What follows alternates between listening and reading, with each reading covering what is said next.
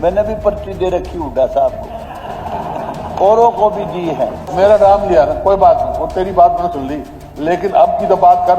HPSC के दफ्तर में करोड़ों रुपए पकड़े गए। दादा अरे भाई बैठिए प्लीज। हुड्डा साहब, विधायक जी, मैंने ये नहीं कहा हुड्डा साहब के राज में, मैंने ये कहा सब राज्यों में, इसलिए आपको दुखी नहीं होना चाहिए। और फिर के झूठ बोलने की भाई स्पीकर यूं ना बजाओ भाई, इसे टाले कर दूंगा फिर बात क्या हुई। पहले वाले राज को और अब को थोड़ा सा कंपेयर करूंगा।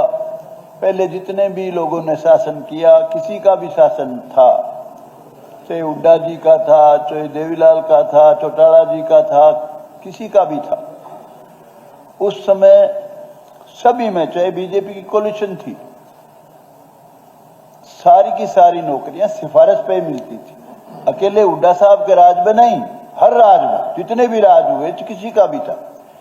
लेकिन पहली बार खट्टर साहब के राज में, बीजेपी के राज में 2014 में मेरिट से नौकरी शुरू हुई और बच्चों ने पढ़ना शुरू किया। पहले सिफारशी ढूंढते थे हम सारे, मैंने भी पर्ची दे रखी हुड्डा साहब को, औरों को भी दी है। वक्त ऐसा था, सबका ये सिस्टम था। लेकिन पहली बार उन्होंने सुनाया, पहली बार जो सिखाया खट्टर साहब ने कि बच्चों को पढ़ाओ, नौकरी मेरिट पे मिलेगी, बहुत अच्छा फैसला था। और जिससे अनेक गरीब घरों के बच्चे बड़ी बड़ी पोस्टों पे लगे बिना सिफारिश के। मेरा नाम लिया, बिना सिफारिश मेरा नाम लिया ना, कोई बात नहीं, वो तेरी बात मैंने सुन ली, लेकिन अब की तो बात कर। HPSC के दफ्तर में करोड़ों रुपए पकड़े गए। सबॉर्डिनेट सर्विस कमीशन को नोटिस दिया गया। ईद क्या लग रहा है, तो अपनी क्यों पढ़ाई कर रहा है? हुड्डा साहब एक मिनट पकड़े नहीं, किसी ने भी एक मिनट किसी ने भी भ्रष्टाचार फैलाने की कोशिश की, सरकार ने तुरंत एक्शन लेकर उनको पकड़ने का काम किया। पकड़े किसने? आपने थोड़ी पकड़वाया, कोई सरकार ने पकड़े, हमने कार्रवाई की उनके खिलाफ। बैठिए, हमारी सरकार ने जिसने भी भ्रष्टाचार किया उसके खिलाफ कार्रवाई की है। दादा अरे भाई बैठिए प्लीज। हुड्डा साहब, विधायक जी, हुड्डा साहब कोई बात आपस में करें, बैठिए। अरे जस्सी जी, हुड्डा साहब एक मिनट, मेरी बात बैठिए तो प्लीज। सुन लो यार, बलराम जी ऐसे नहीं, मेरी बात तो सुन लो, कोई बात करो, रोड़ा ना रोड़ाओ, कोई बात करो। मैंने ये नहीं कहा हुड्डा साहब के राज में, मैंने ये कहा सब राज्यों में, इसलिए आपको दुखी नहीं होना चाहिए। दादा शुरू कीजिए। और दूसरी बात, जो डेवलपमेंट थी वो भी लगभग सभी ने अपनी अपनी जगह की, चाहे कोई भी चीफ मिनिस्टर थे, हुड्डा साहब थे, चौटाला जी थे, कोई भजन लाल जी, सब ने। लेकिन खट्टर साहब ने डेवलपमेंट सब जगह की। और हम हिसार वाले तो इतने महरूम थे डेवलपमेंट से, हिसार चंडीगढ़ रोड भी नहीं बनी थी हुड्डा साहब के राज तक, ये भी खट्टर साहब ने बनाई है, जो हाईवे बनाया है। शांत कोई बात सुनो भाई, लंबी चौड़ी बात को ठीक बात कहूंगा, वो जो सच्ची है, झूठ बोलूं को नहीं, मेरी आदत भी नहीं है। तो और जितनी बातें मेरे सभी साथियों ने, बीजेपी वालों ने कही है, मैं 100% उनका समर्थन करता हूं, क्योंकि मैं दोहराना नहीं चाहता कोई भी बात। जितने अच्छे काम खट्टर साहब ने, उसके बाद नायब सैनी ने और 4 चांद लगा दिए और उनको अच्छे से अच्छा कर दिया, तो मैं उसकी तारीफ करता हूं, उन सब बातों के साथ, इसलिए दोहराऊंगा नहीं। मैं तो कुछ बातें केवल मेरी कॉन्स्टिट्यूएंसी की और जनरल बात वो करना चाहूंगा। सिर्फ मैं सफेदों के बारे में ये कहना चाहता हूं, जींद से पानीपत रोड खत्म रोड है इस वक्त और इम्पोर्टेंट रोड है। मैं चाहता हूं मुख्यमंत्री जी से और PWD मिनिस्टर बैठे जल्दी से जल्दी, और पवार साहब पंचायत का भी मामला इसमें है, पंचायती जमीन कुछ लेनी है, फॉरेस्ट को देनी है, जल्दी से जल्दी वो उस सड़क को बनाने का काम करें। एक से कोई बात नहीं, वैसे तो मेरे से भी जुड़ा मामला है, वैसे तो नहीं, मैं हेल्प करूंगा। कोई बात नहीं। डिप्टी स्पीकर सर, दोस्त है। सारी बात एक सामूहिक ये सबके लिए है भाई, ये सबके लिए सामूहिक है।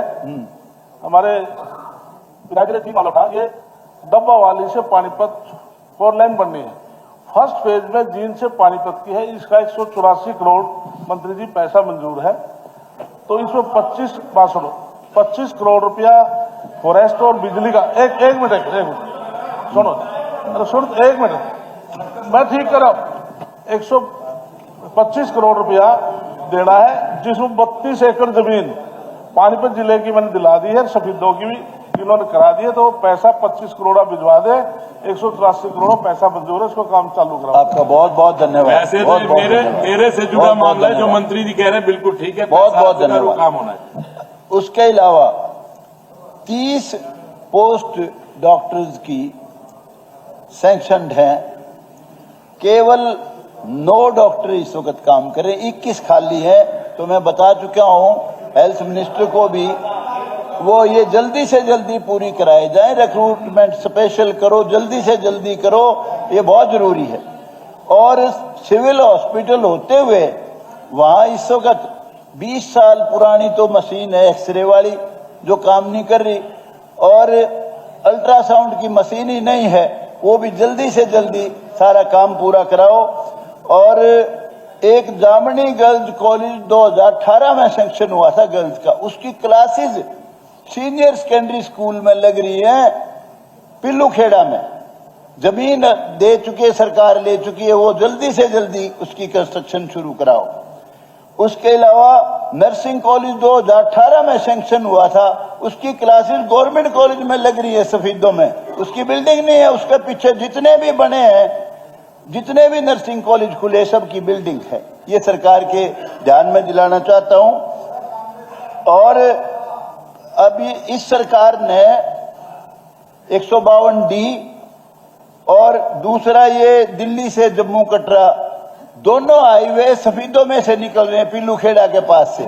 तो इंडस्ट्रियल एरिया, इंडस्ट्री ज्यादा से ज्यादा इंडस्ट्रियल हब लग सकता है वहां, ये सरकार के ध्यान में करा रहा हूं। ये इंडस्ट्रीज को ज्यादा से ज्यादा वहां लगवाओ। और फिर के झूठ बोलने की भाई, स्पीकर यूं ना बजाओ भाई, इसे टाले कर दूंगा फिर बात के हुई। बात कराओ, ठीक है, ये ऐसे ना कर।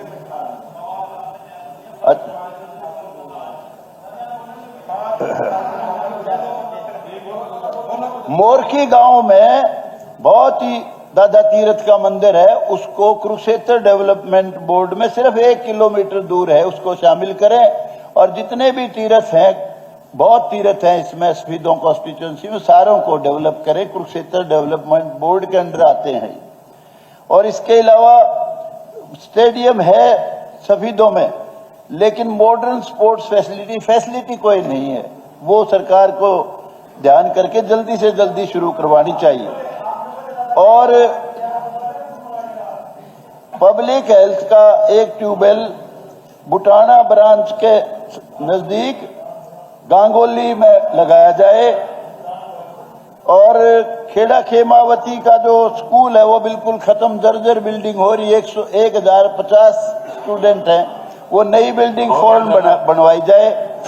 और एक हो गया बाकी कुछ नहीं है यहाँ, अभी तो है कुछ नहीं है, 7 मिनट आपको दे दिए दादा। और एक पीडब्ल्यूडी रेस्ट हाउस हांसी की तर्ज में सफीदों में बनाया जाए।